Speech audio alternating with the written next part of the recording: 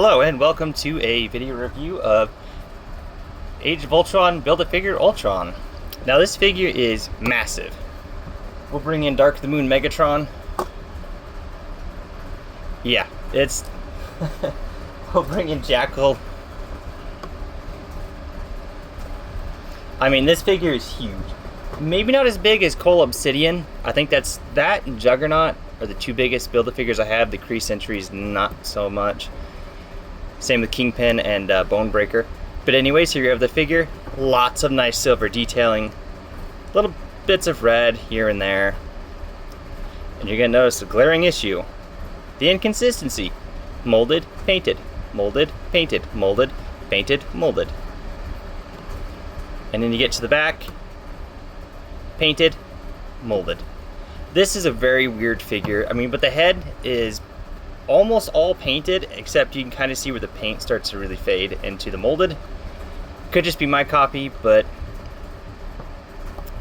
very awkward, and you can kind of see he's got a little, he does his little shimmy. But for the sake of how tall he is, and I don't want to fight with the camera, we're just gonna pop his head off and look at it. You can see it is not held up well. You can see the plastic kind of starting to crack, same with the paint. Some decent detailing. You got his eyes, his soulless eyes that are kind of creepy and somewhat movie accurate, but somewhat not. You can see where it's painted and then it fades to the molded. Got his mouth there, his little weird mouth discs that he had.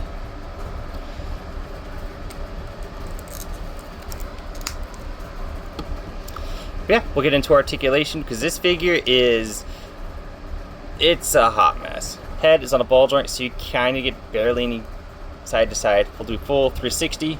We'll look up pretty decently and look down greatly. Since he's so tall, he has to look down at everybody else. Shoulders will move out that far. Bicep swivel does a full 360. Elbows, that's all you're going to get out of the elbows. And wrists, you're going to get inward movement and a little bit of outward movement. But I mean, it's so basic, and the way the wrist is sculpted is it's kind of got that cut to it, so you're not going to be able to do much with his hands. You could do enough. Waist 360, and one of the most disappointing parts, this figure will click forward 1 click and back 3 clicks. What are you going to do with this articulation, honestly? I mean, yeah, there's probably some poses out there, but then you have this. And what's funny is it's not even sculpted, but it's painted. Why did Hasbro paint that and not sculpt it? But then the things they did sculpt, they didn't paint, like his arms. I feel like the paint budget from here could have went either here or maybe here to keep it more consistent. That's just me. And the legs will kick forward that far, back, that far, outward, that far, thigh rotation. Knees are pretty decent. A little bit of rocker, that's all you get out of the feet. We'll move down that far and don't move up. So this figure is just, if you want an Ultron, he was great. Better than the SH Figure Arts one, but that one I'm going to be harsh on because of the price. I think I paid, so he's having a seizure, but between the three of them, I have the first 10 years version, I have 2 of these guys. The original Build-A-Figure, I think I maybe paid $50 for all 3 of them, so I'm not going to be too harsh on him. But I mean, if we compare him to Jackal, he didn't need the paint because he had the sculpting and the detail where it needed to be. He had the fur sculpted, he had the musculature. And it's not to say Ultron badly sculpted. It's just there's paint where he doesn't need it. Specifically, like in here, what was the point of painting that?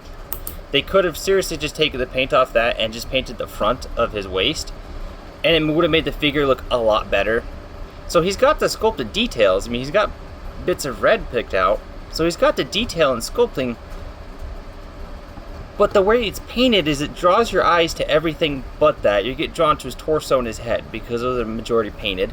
And everything else is just, it doesn't fit. It's a mishmash. It almost seemed like they either ran out of budget or they just wanted to cheap out on it. decent figure, and then my other issue is, I know this is a personal gripe, it breaks up the sculpt so much, and then it's all flat. And I know any figure, I mean, here, we'll grab Jackal again, so he's the closest one here. It still breaks up the sculpt, but not as bad.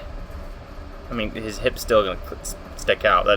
That's normal on figures. I mean, even if we bring Megatron back in, you have it there too. Someone's gonna ask why I keep bringing him in. I'm trying to compare Hasbro products to Hasbro products, because I'm not gonna bring in my SH Figuarts Goku, because obviously that's a much better figure than both of these. And I'm not gonna bring in like my Revoltech figures, because again, much better figures. I'm trying to keep it within Hasbro, within, I want to say brand, I mean, they do own Transformers, that is their brand, but within manufacturers. And roughly about the same time. So I mean, but the hands, there's no paint on the hands, and he's got webbed hands. I mean, look at that. And I've heard people say, oh, it's because they can't make the fingers strong enough. I'm just going to leave him on the table. I'm not going to reach back and grab him. He's got separated hands. Okay, so that's an invalid excuse. And then they're always like, oh, well, it takes too long to paint the fingers. He's got painted fingernails and toenails, and his eye bags are painted, and his ears are painted and sculpted.